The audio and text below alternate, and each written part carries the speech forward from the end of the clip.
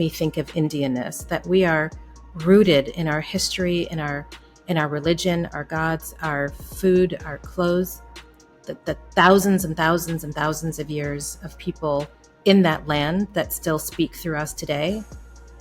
But we are hopeful for the future. We feel confident that India and being Indian is a net benefit for this planet. We are good. We are good leaders. We are good people. We are kind.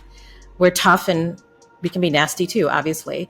But there's a lot of special, unique qualities that make us, we're grounded in the past, but we will transform the future. For me, that's Indianness. I had learned from consulting, there is nothing wrong with not knowing the answer. If someone asks you a question and you don't know, be honest. Grandfather, father, Sonia, be honest. I don't know, but I do know how to figure it out. I will figure it out. I will come back to you. Small administrative jobs, wait for the man to raise his hand. Don't volunteer, even if it's uncomfortable and everybody's staring at you. You don't have to be confrontational, but you don't always have to be the person who just picks it up because it makes things go easier. Welcome to the Indianness Podcast, a show about leaders of Indian origin who have overcome challenges and worked with dedication to ultimately achieve success. By telling the stories of the defining milestones in their journeys, we hope to inspire others to learn how they too can succeed in their pursuits. Here's your host, Sanjay Puri. Welcome to the Indianness Podcast, stories of success from leaders and change makers of Indian origin. Why have Indians around the globe in so many different disciplines been so successful? I get asked that all the time. I have no idea, but let's find out together what their secret sauce is, and because every story is so unique. And today I'm so excited to have Sonia Wara with us today. She's currently the Chief Strategy Officer at Parental, Inc., a groundbreaking mental wellness company, and she was most recently the Chief Human Resources Officer at Gates Foundation. Throughout her remarkable career, she's been a champion for human potential and a visionary leader in transforming HR through AI integration and strategic workforce development. But what fascinates me most about Sonia is her unique journey from a child of immigrants to becoming a transformational executive who has pioneered AI into HR, but also championed diversity and inclusion and mentored countless women of color in leadership positions. Welcome, Sonia. It's an absolute pleasure to have you on our podcast. Thank you, Sanjay. It's so wonderful to be here. Awesome. Sonia, we have a global audience, and as I told you before, this is really about your life journey, but it's also their life journey and how your life journey can impact theirs, how it can be a teaching moment, an inspirational moment. So with that, we definitely want to start right from the beginning. So tell our audience, tell our listeners, where were you born?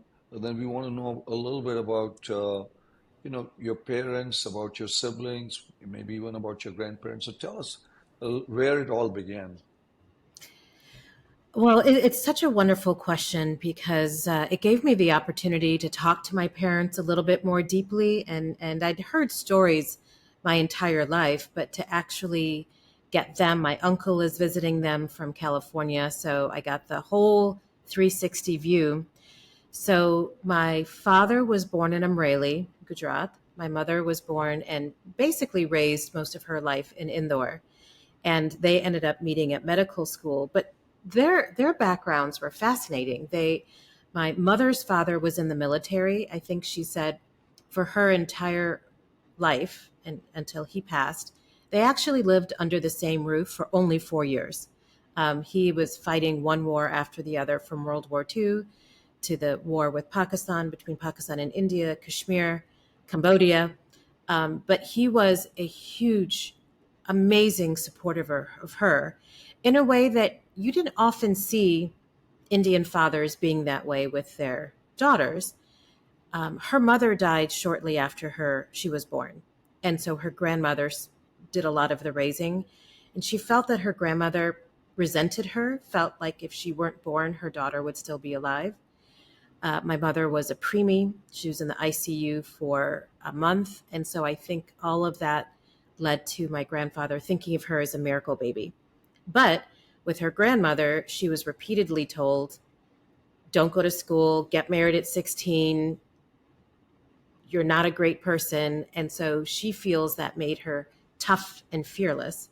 And so when she decided to go to medical school, her grandmother was so opposed to it that she refused to give her the entrance fee on day one.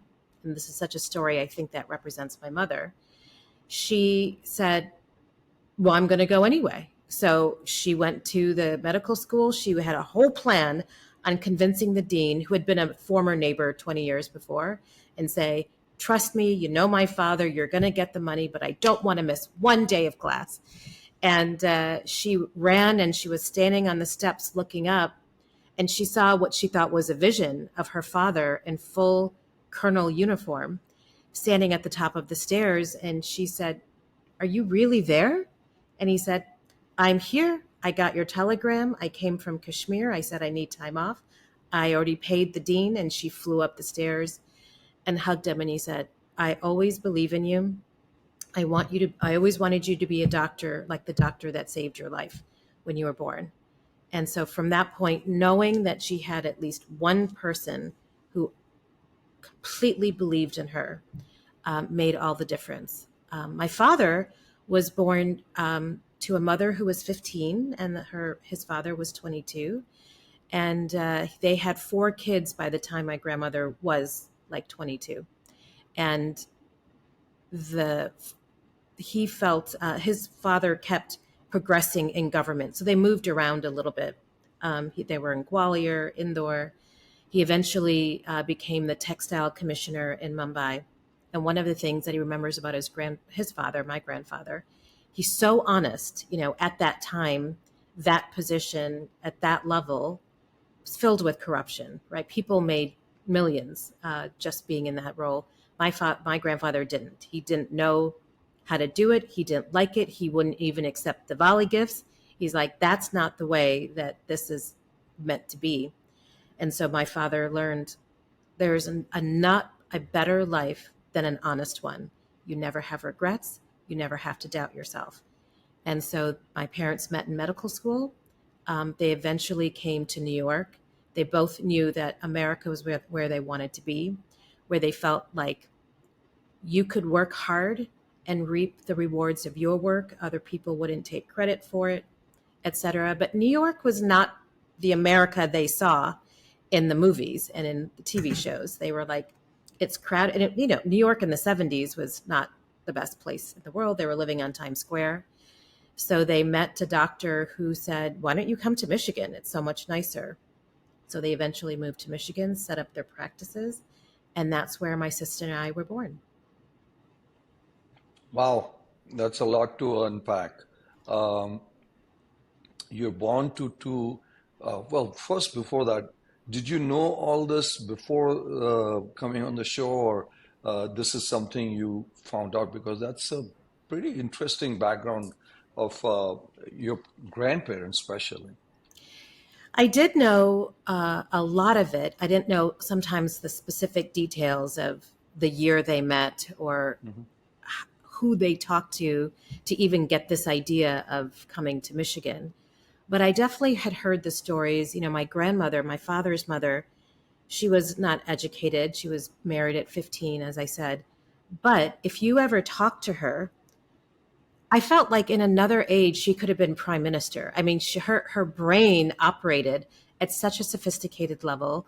I remember talking to her in broken Gujarati and broken English.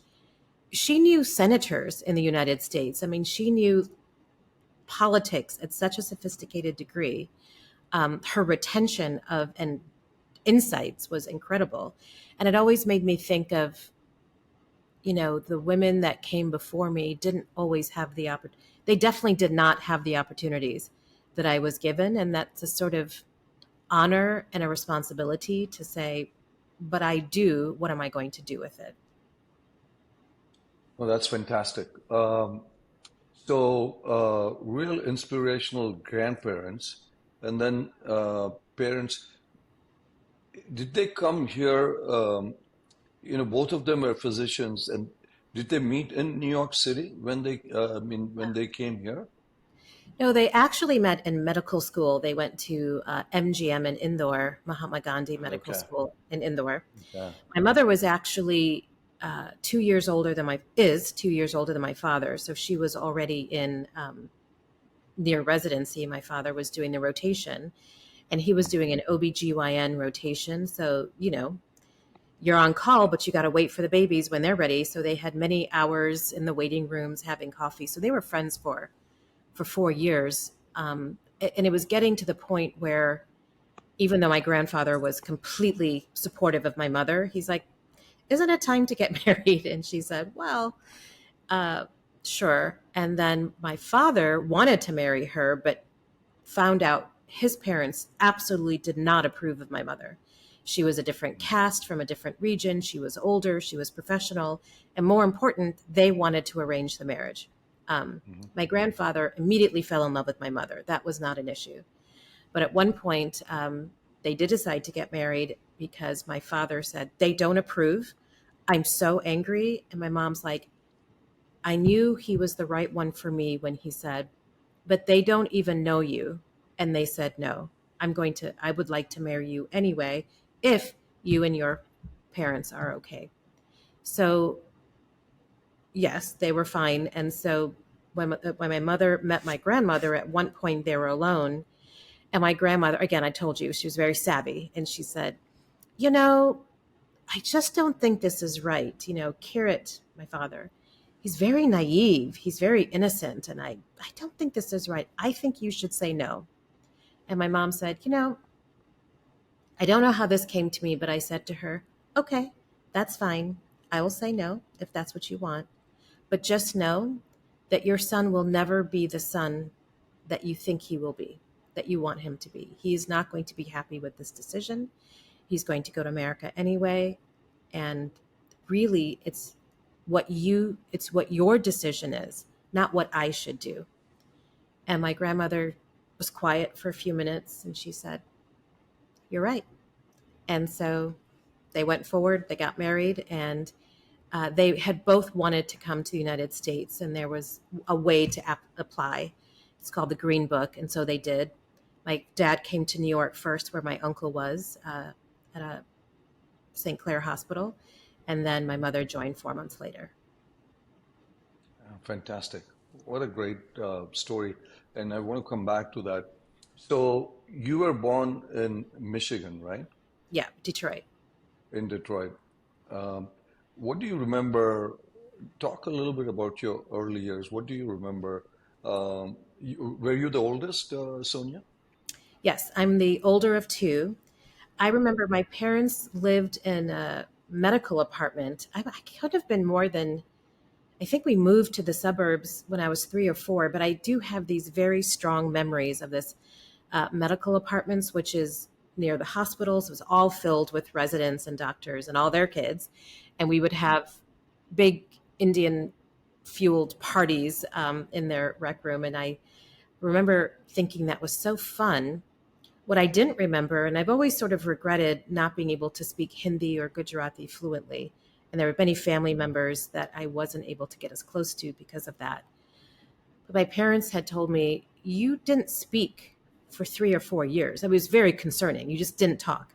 And so we took you to the doctor, and they said, there's nothing wrong with her.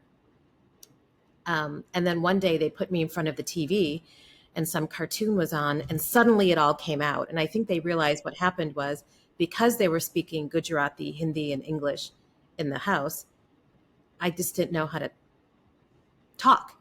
And then suddenly it came out, and I never stopped talking after that. So it is, if nothing works, use cartoons is what the message is That's it. for Yes. Best our parenting. listeners. Yes. Any parents who have children who are not talking, use cartoons as a Bugs great Bunny. segue. Yeah. So it was basically, they were physicians. Were they doing residency when you were born here Yeah, in the US? as I'm sure you know, and that you Mm. have to redo it when you come to the Yeah. United States. And my Mm. mother always wanted to be a surgeon, um, Mm. but they said at medical school the chief of surgery was very anti-female, thought then them should Mm. be in medical school, go back to the kitchen. And so everyone kept telling her, why would you choose that hard road? And she was always very rebellious. She had a story I'd love to tell you and your audience.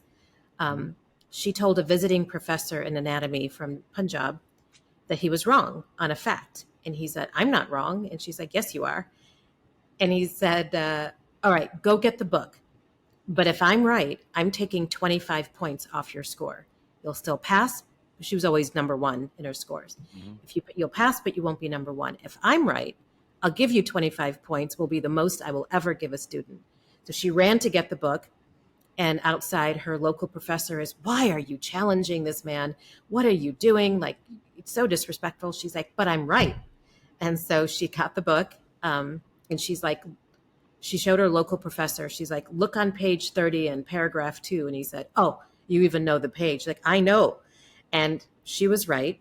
So the professor took the book to the visiting professor, and she was worried he'd be upset. And he just started laughing. He's like, I knew you were right, but I was testing your confidence. A surgeon must have confidence in themselves. So meanwhile, she wanted to go to surgery. Everyone was telling her it was a bad idea because this one man would make her life miserable. Meanwhile, the chief of OBGYN said, I keep getting the second and third raters, and you're a first rater. I want you in, and you'll still be able to do surgery.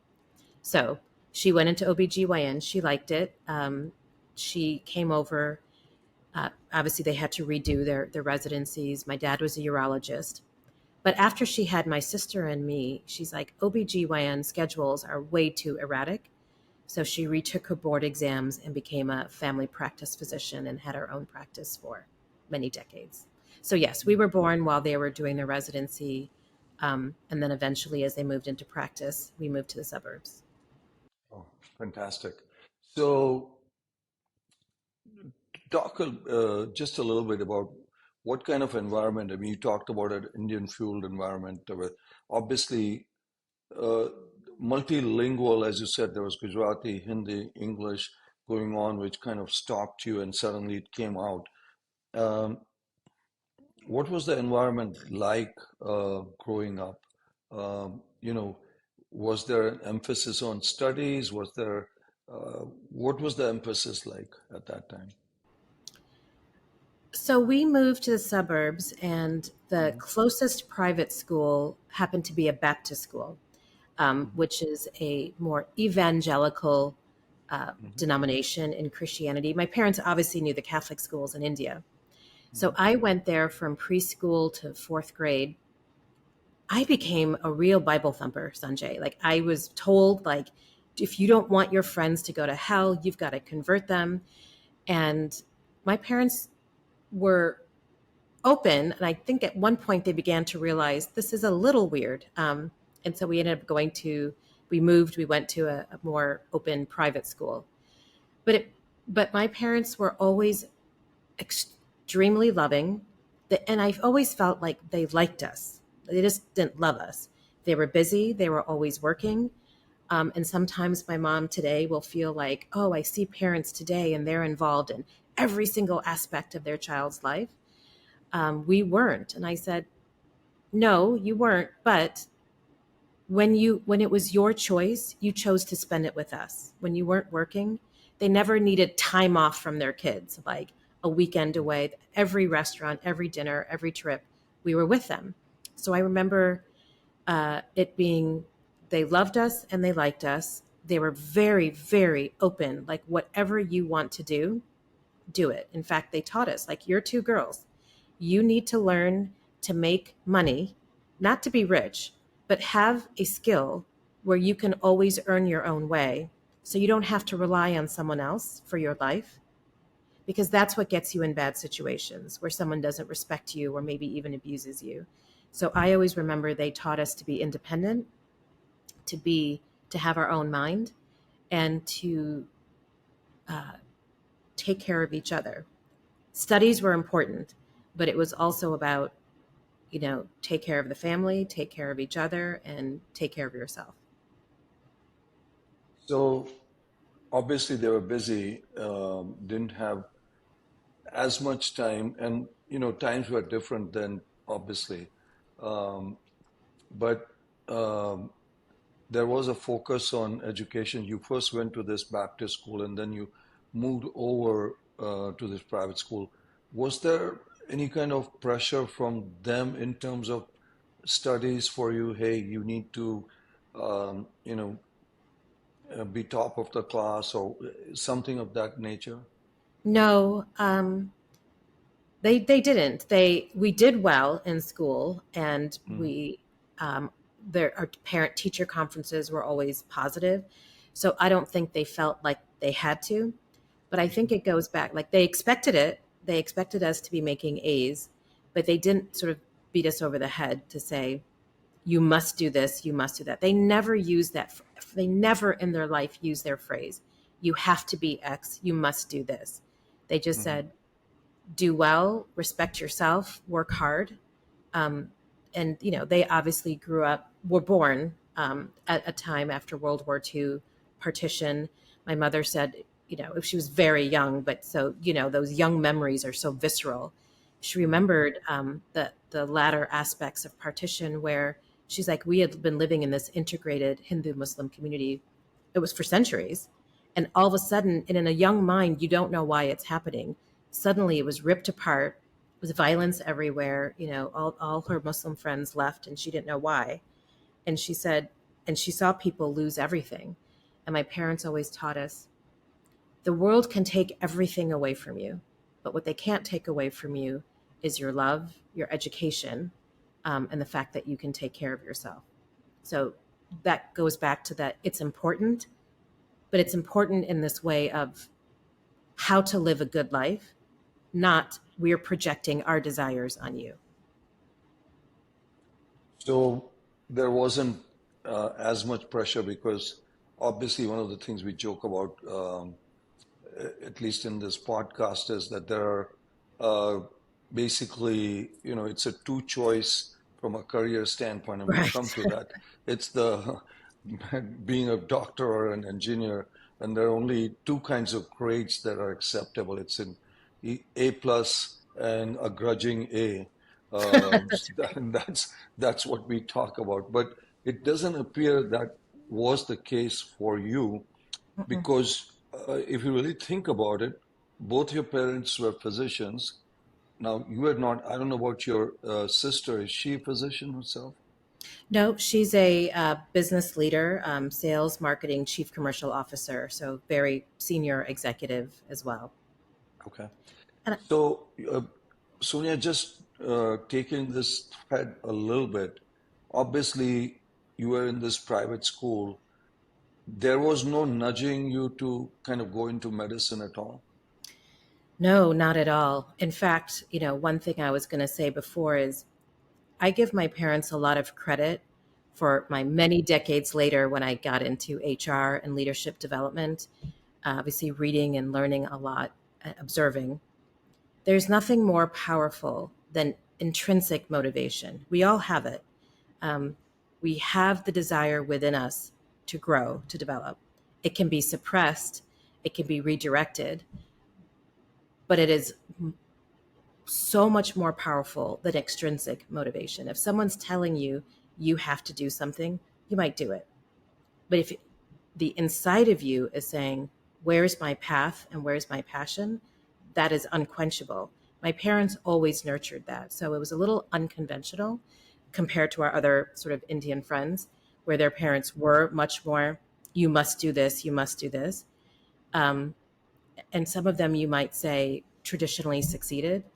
And many of them were very unhappy for a long time because they went down paths that were not their paths. And so what my parents did was not like externally tell us what to do, but they told us on the inside.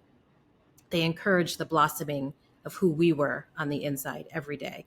And we heard their stories and we saw their paths. So, so yeah, back to the question, no, they never pushed us to be doctors. In fact, sometimes they said, sometimes being a doctor is hard and the insurance companies and everything else. But I remember later I was talking to my dad in my 20s and I said, well, you always told us not to be a doctor. He's like, I literally never said that. I would have loved it if you guys became doctors. I'm very happy with what you've done, but we would have loved it if you became doctors, but we were not going to impose our wishes on you. In fact, I'll tell you this one story. It's my parents were so, I guess you could say, liberal with us. I mean, we never got, I, we were good kids, but we sometimes got in trouble. We never got spanked or anything like that. And I remember we were sitting, a bunch of kids were sitting in the basement at some party. All the Indian parents were upstairs. We were in the basement. We're 10 years old. And we were talking about how our parents punished us, more in a joking way. I said, ooh, one time I got in trouble and I had to go sit in my room for 20 minutes. Very mild punishment. Everyone was telling their own version. And this one boy just said almost offhandedly, yeah, sometimes my mother beats me with a rolling pin. And we're all like, what? What do you mean? Why? That's horrible. He's like, because she heard that I was talking to a girl in school. And I thought, oh my God. Even at 10, I was like, lady, you moved to America. America has co-ed schools. Your boy is 10 years old. He was probably sitting next to a girl. They were talking about school. Obviously, purely innocently, they're 10. And because of that, you're bringing this old mentality of boys and girls should never talk. And my way in India was the right way and everything here is bad. My parents were far more adaptable. They made the choice to come to America. They were observing the cultures. They told us, don't do drugs. You're not going to date boys, at a young age. But they were never bringing some old mindset into this different future that they asked for. They built this. So, Sonia, you made one point, I think, which is a very important point, especially for our listeners, which is the point about this intrinsic motivation. Because, folks who are parents or people, managers, employers, etc., sometimes struggle with others in terms of, hey, Oh, yes. how do I motivate this person? Whether, as I said, it could be a sibling, child, employee, whatever it is. How, how how were your parents able? Now you look back and you're special in HR and you know this a little bit, and this is really for our audience. How does one get somebody to bring out their intrinsic motivation? Is there a formula for that? Or did your parents know that formula? I think they did subconsciously. And in my HR work, I've tried to bring that externally and say, what is that magic formula, to use your phrase? Mm-hmm.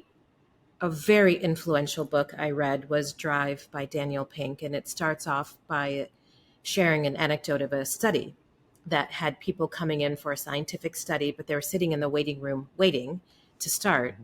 And there were some puzzles on the table and no one was watching them. And they said one by one, they would come to the table and start doing the puzzles. Little do they know that was the experiment. Experiment was given the choice of doing nothing, taking a nap, eating some snacks, or doing these puzzles. They always chose the puzzles. Human beings intrinsically like solving things. They like building things. They like resolving things. So why in the workplace are we not? Because what most of us do now, if you're not in a sort of manual labor field, most of corporate life is solving problems one way or the other. That is an intrinsic motivation that we already have.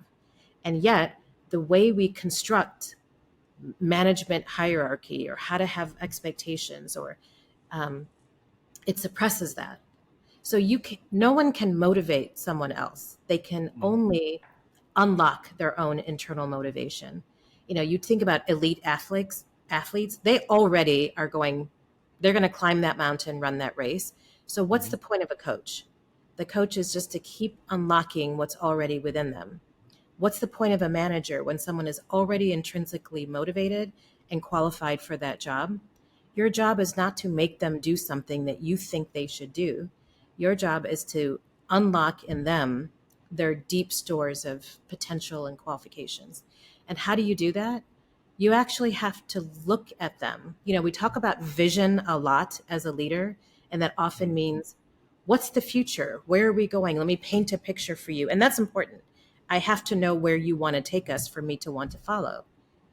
But it also means at a micro level, look at the other person. Listen, I'm not a person that knows everyone's kids' names. Terrible memory. I don't know what your husband does for work or what your dog, how old your dog is. I don't know. I'm not going to go out to dinner with everybody. And I don't mean being friends with everybody. And I don't mean knowing every detail about their life. I hate networking, small talk. So you do it because that's part of business life, but that's not a natural thing for me. What is natural for me is when I'm talking to somebody and I'm just asking them questions like, what keeps you up at night? What are you worried about at work? If you had a magic overnight and you came into work and everything was working really well, what would have changed? Or, hey, you're much closer to the client than I am. What are we missing? I mean, these are questions that are just digging out from them things that managers never ask. They just tell them, here's what you need to do, and I will evaluate you like we're still in school. We just have to reconstruct the whole thing and say the manager's role is to extract that motivate, to encourage and unlock that motivation, clear the rubble out of the way, and provide enough of a boundary to say, here's your job, here's your expectations, here's what good looks like.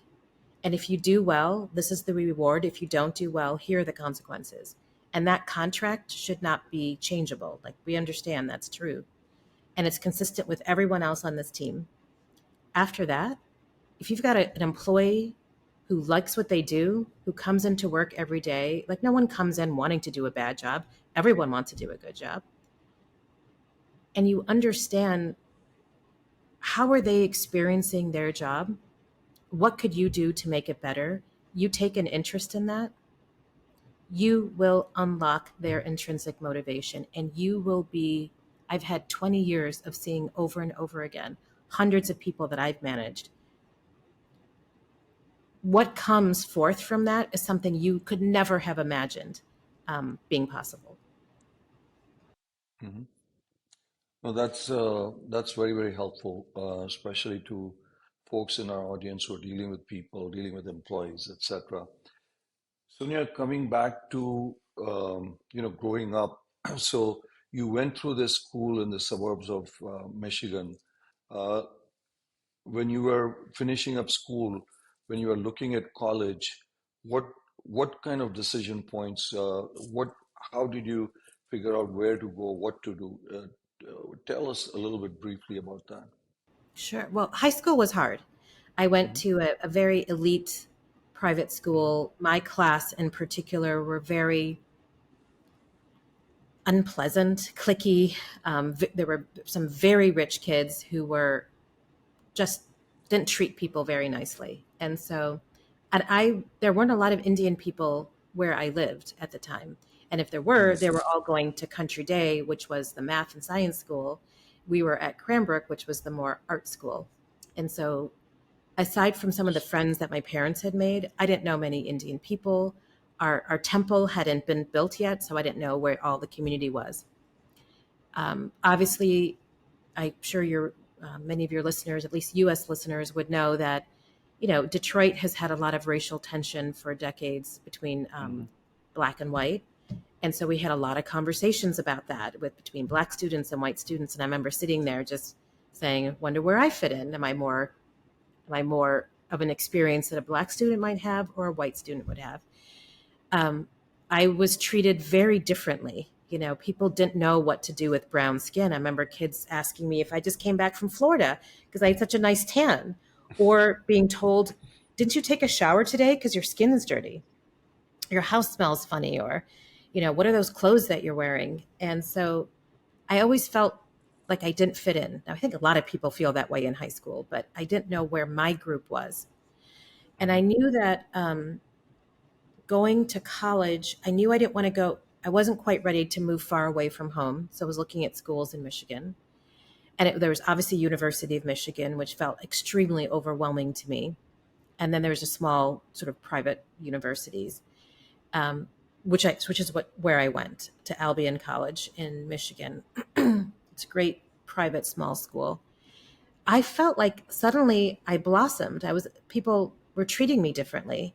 There was a bad aspect to that, but suddenly I was pretty and popular, and I was the DJ, and I could be in the band. I learned how to play drums, and I was in this band, and all these things. I was in this popular sorority. I couldn't quite figure out what was going on. The bad aspect to that was I went from being othered to being exoticized. So people thought, oh, you are from India, and oh, that's so exotic, and that culture and Kama Sutra, and oh, that's so interesting. And I'm like, I'm still different from everybody. And so I think part of that, Sanjay, is that I learned to be an extremely precise and astute observer of human behavior, because I had to figure out, why am I different from everybody? I also was amongst the first generation born in the United States. And I wrote a paper on this when I was 12. What's it like to be the first of your kind in a new place? But a half a generation later, these were the kids that were born like 10 years after me. They were much more of like, there's more of us. There's more of a comfort. Once you're past 3 or 4, you can be comfortable that you can be your own group. And I remember I changed my name legally when I was 15 from Sonal to Sonia, because nobody could deal with Sonal in Michigan in the 1970s and 80s. They were like, roll call, Betty, Karen, Joe. Oh boy. Oh no. I don't know what to do with this name. My parents were supportive, so I became Sonia Sonal Vora. Like my friend who was 10 years younger, she's Pakistani. Her name is Maheen. Now that's a very easy name. I mean, there's no other way that you could look at that name and pronounce it. But she had trouble in school. But even 10 years later, there was enough of the community and her own confidence to tell a professor, it's Maheen. Just spell it out. It's not that hard, right? I felt like I needed to change my name. She felt like she could assert the boldness of, get my name right. It's not that hard. Do you regret changing your name? Because a No. lot of us have, at some point or others, maybe not anymore, but at least if you go back 10 years, 20 years, 30 years, have had that experience of, people can't pronounce your name or things of that nature. You don't regret changing your name. So I don't believe in regrets. I believe that we make the best decisions we make with the information and the circumstances of the time. That the best that you can do is look in the mirror every night and say, with what I knew today, did I make the best decisions that I could? So looking back 20 years in a completely different world, 30 years doesn't make sense to me. However, I would say today, I would not change my name if my name were Sonal. I would be more like Maheen, maybe not as militant, but I'd say Sonal, and people would get it. I do remember when my first job in HR, I think I was hired because I'm Indian, actually. They were opening up offices in Bangalore, and nobody wanted to go to India. I mean, this is like 2010 or 2012 or something. And I had been living on the East Coast, and it was very cosmopolitan, obviously. So moving to Chicago, to this old bank, and people didn't want to go to India because they heard there's no food in India, so they were taking power bars with them.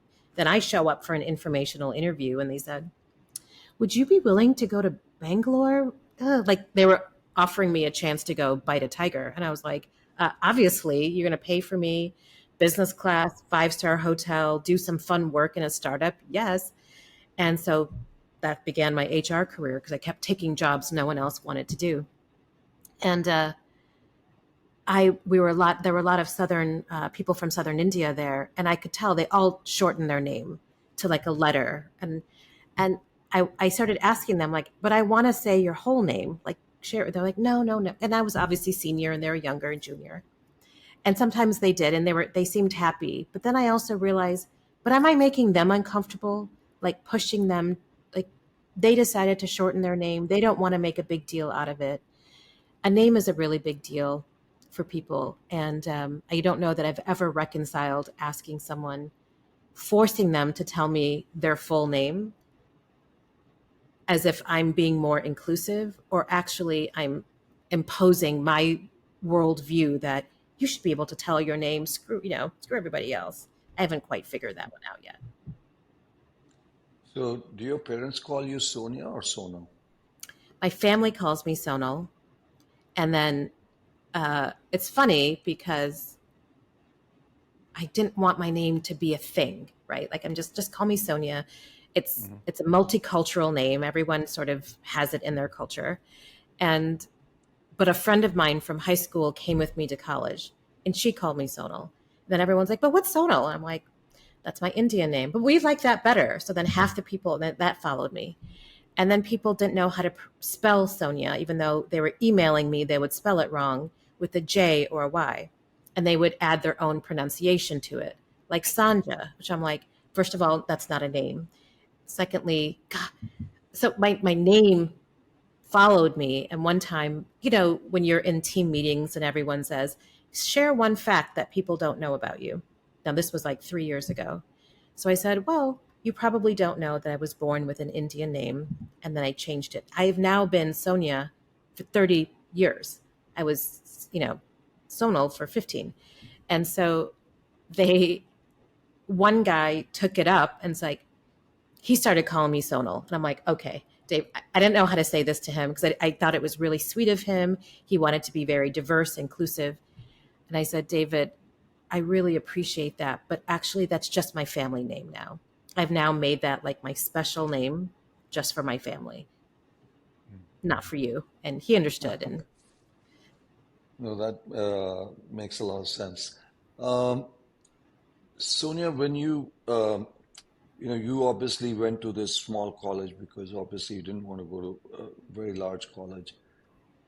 How did you end up at, obviously you did, as you said, the good news was you did a lot of jobs that very few people wanted to do. How did you, from that journey, did you end up at Gates? I went to business school for international finance after spending a couple of years in investment banking. And I thought, I don't really love the culture of investment banking. I have a skill set. I'd love to work somewhere that did good in the world. Hmm. So I applied in New York, Women's World Bank, the IMF, places I thought could use my skill set. And they said, no, you don't have NGO or not for profit experience. So I said, okay, then that will be something I do in in my life, not my career. Hmm. Um, After a certain point, I thought, this is not right, right? Like the praise that I got from the Indian community was very addictive, right? My parents were always neutral and proud of us, no matter what we did, whether we Hmm. were like jobless or CHRO. They were just like, whatever you're doing is wonderful. But the community was like, oh, I was 26 and I'm traveling around the country meeting with CEOs as strategy consultant. I was making a lot of money, but I didn't Hmm. feel great on the inside. So I did a complete 180. I always loved reading and writing. So I went to graduate school for creative writing. And part of the scholarship was to do some teaching. And so I came out of that saying, I love to write. I need to make some money. I know banking background, writing, teaching background, I'll be a corporate trainer. I got the informational interview at Northern Trust. They were opening an office in India. So they literally hired me that day, amazingly, and shipped me off to India. And repeatedly, I learned that all this background all came together in HR: analytical skills, writing skills, creative skills, treating people nicely skills. Um, and then I took the jobs that no one else wanted. I went to India, I globalized programs. There was a team that nobody wanted to manage. It was a 90-person global team. I'd never managed one person in my life. I am sure I'm not the first person they asked, but they asked me if I would be the manager. And in fact, they had lined up 3 or 4 senior executives to call and convince me. And I said yes on the spot. How many times in life does an opportunity like that come around? What's the worst you can do? You can fail, you learn, you move on. I had learned from consulting there is nothing wrong with not knowing the answer. If someone asks you a question and you don't know, be honest. Grandfather, father, Sonia, like, be honest. I don't know, but I do know how to figure it out. I will figure it out. I will come back to you. So that's how I approached every single thing. And as my father had always taught us, you need 2 things to be successful in this world. I added a third: ambition.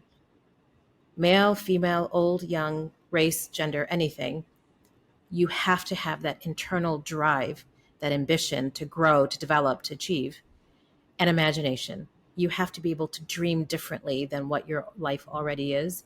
Dream big. He's like, do you ever think that I was making $7,000 a year? I loved it.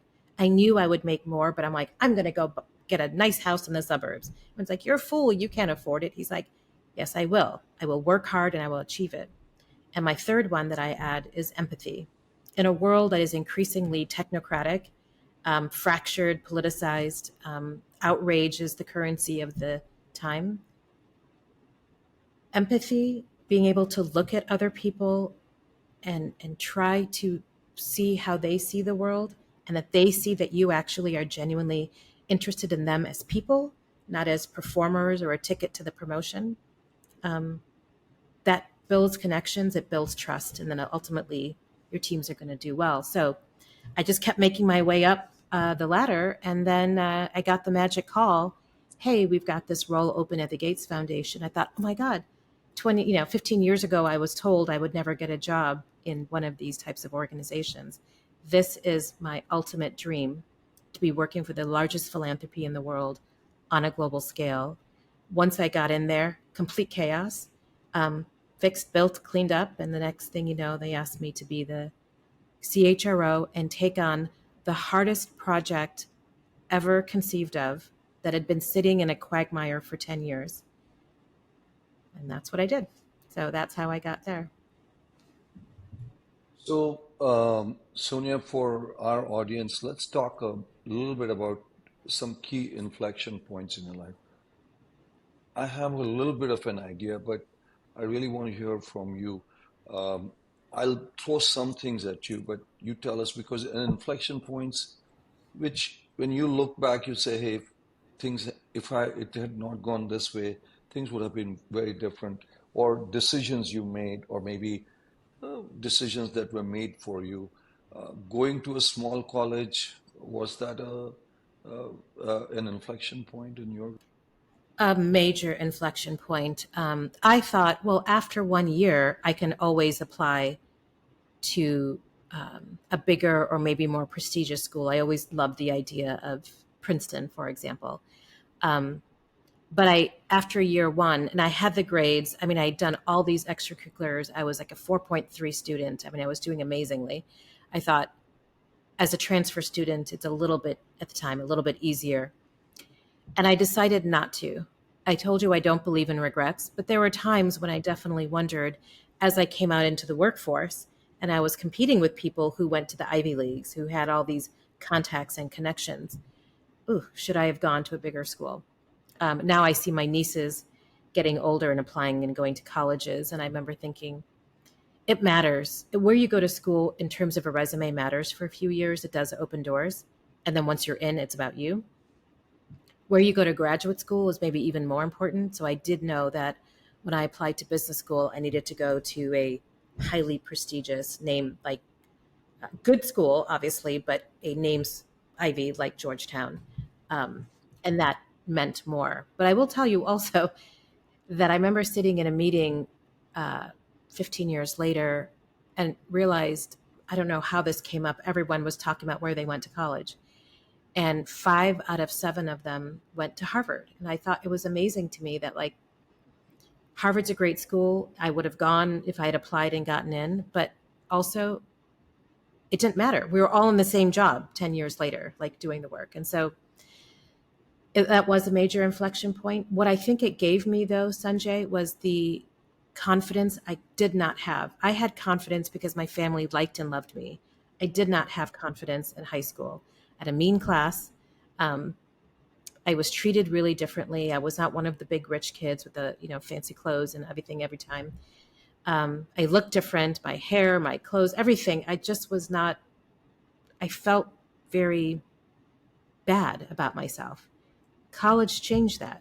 And again, this was all external validation, which as a teenager is what you're looking for. And this is before social media, my gosh.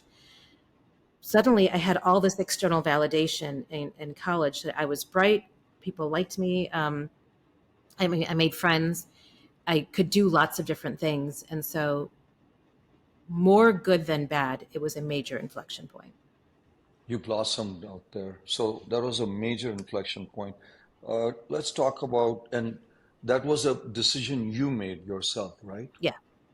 That Yes. was your decision. My decision. So this is again for our listeners. Sometimes maybe Ivy League, obviously, I think Sonia mentions it gives you a Rolodex. It does matter to go to those schools, but she was coming from a pretty tough school environment where, Sonia, correct me if I'm wrong, self-esteem was maybe not at the highest level that you Absolutely. had. And this really enabled you to really get your bearings together. Sonia, was the first job where circumstances, whatever you call it, this company had this operation in India and they were desperate because maybe at that time people were not as familiar and they needed somebody to go to India, and you raised your hand. And we want to talk about raising hands because there's a lesson in there also, is that sometimes you just maybe raise your hand. So was that an inflection point? If not, Oh, what is the incredibly. message about raising hands? Sometimes you raise hands when others don't. That is how you can make a career. And when people sometimes said, well, because earlier in my career in HR, my manager gave me feedback. She's like, now I don't see it, but two other people think this of a team of 10. You're too ambitious. And I never quite got over that. In fact, that became the seed for this book that I'm writing, which we can talk about later, but it's called Permission Not Required. It's particularly about the feedback that women get more often, I think, than men, where we're criticized about who we are, not what we do. You're too ambitious. You're too nice. You're too intimidating. I've heard a lot of them. You're too ambitious. And I really had to sit with that and say, well, why is that bad? And why would someone say, like, am I doing something? No, you're great. Am I taking credit? No. I'm like, so what's the criticism here? And I think it was, you haven't earned your spot on this team yet. How are you, 10 years younger than everyone else? You're going to India. That became the cool thing to do later. Um, Mhm. you're going to India. You know all these leaders. And I thought, because I said yes when no one else would. I took the hard job when no one else would. I persisted through all of the pushback and all of the resistance because their opinion of me did not affect what I thought of myself. I had learned through my tough early years, and I, like I'm sure many people, have those stories along the way where I said, I either absorb what they think of me or I push back and say, I'm not as small as you think I am. Now it's in me. I don't have to worry that someone's like, that wasn't a smart thing to do. Okay, that's your opinion. Here's why I did it, and here's why I'm going to keep doing it. Mhm. However, the one caution that I have, especially for women, is don't become the janitor. Being a janitor is a respectable job. So I don't want to be dismissive of being a janitor. But in corporate life, women are often given the jobs that other people don't want to do because they feel like it's administrative or secretarial.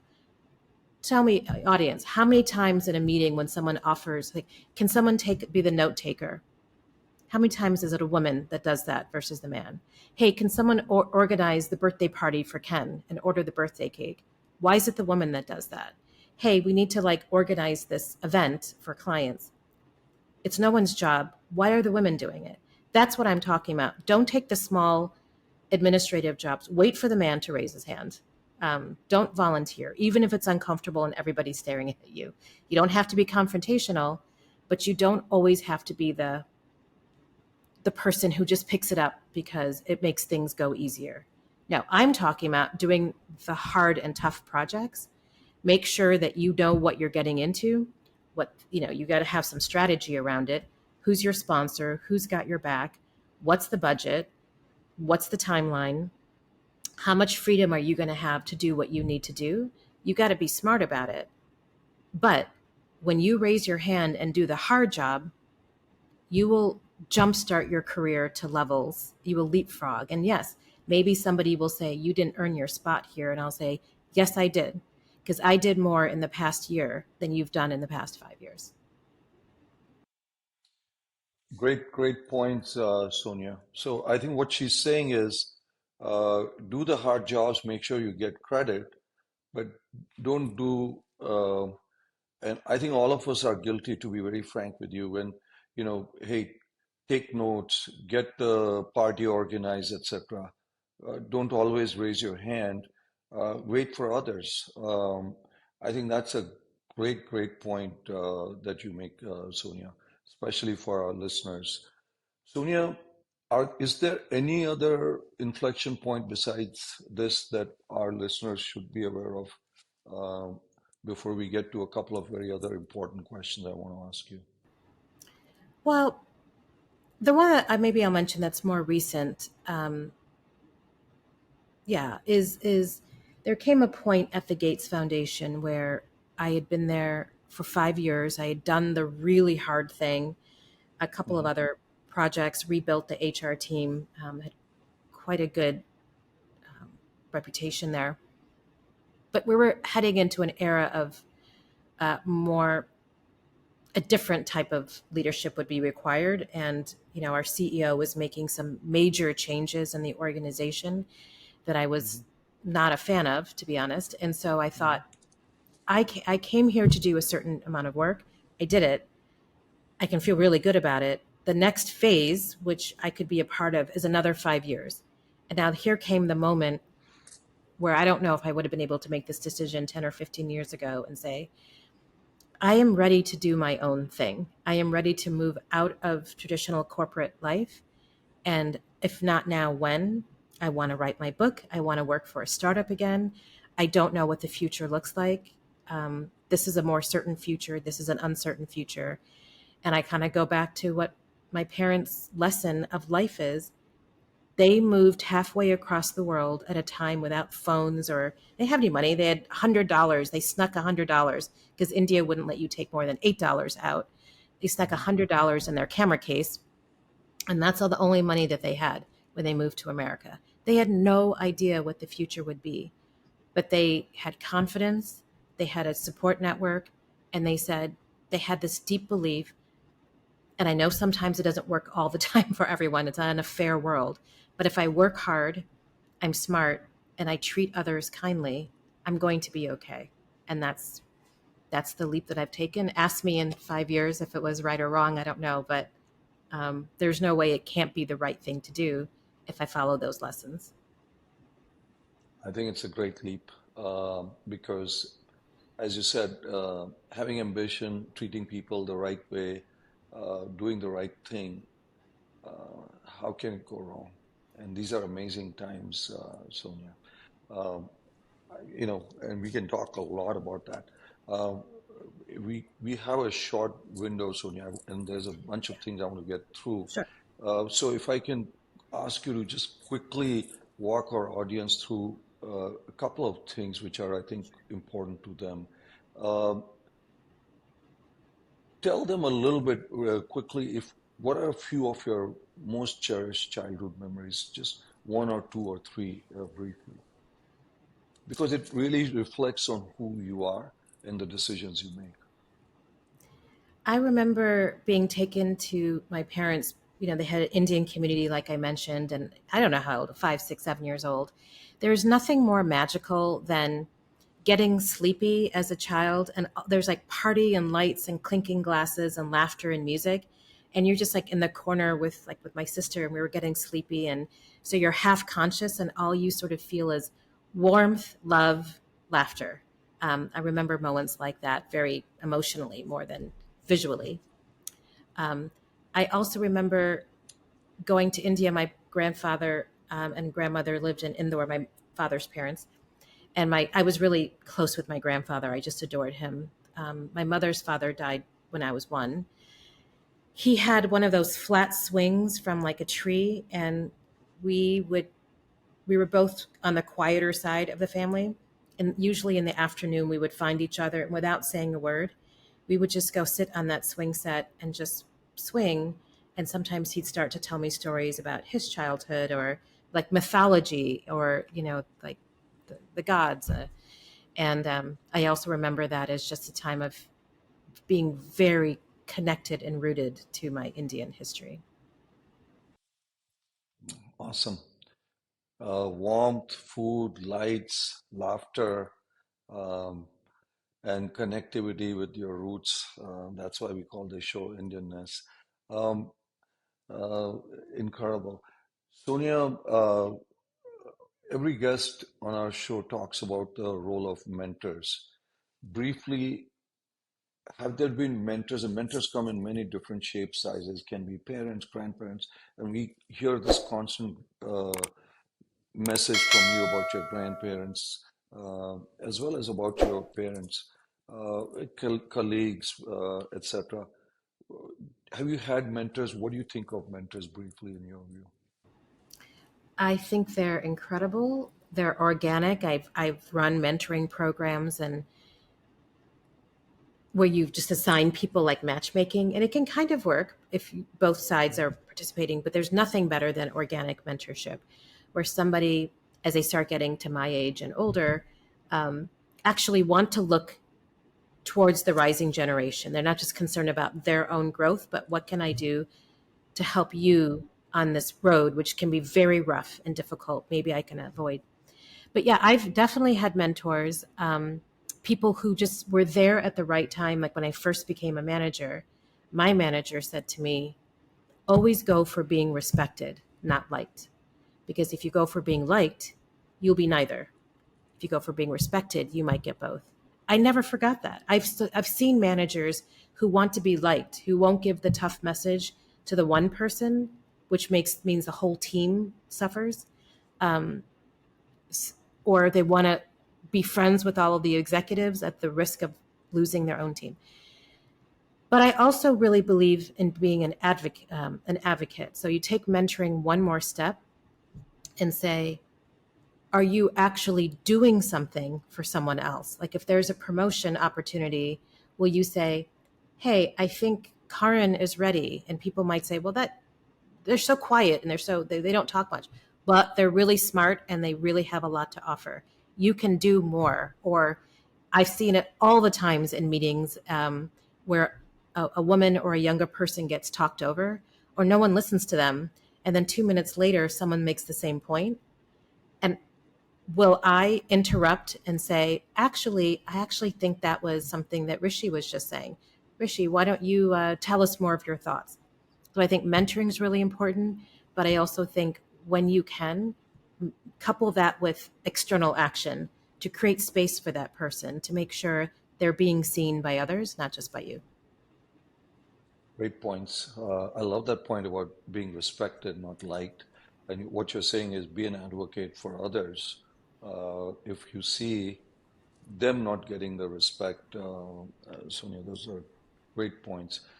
Sonia, finally, if you look back and you talk about Sonia who's coming out of high school and going to college, what would be one or two things briefly that you would probably say to her looking back right now? And I know you don't look back, you Oh never no, look back. I do. I just don't want to have regrets because No again, regrets.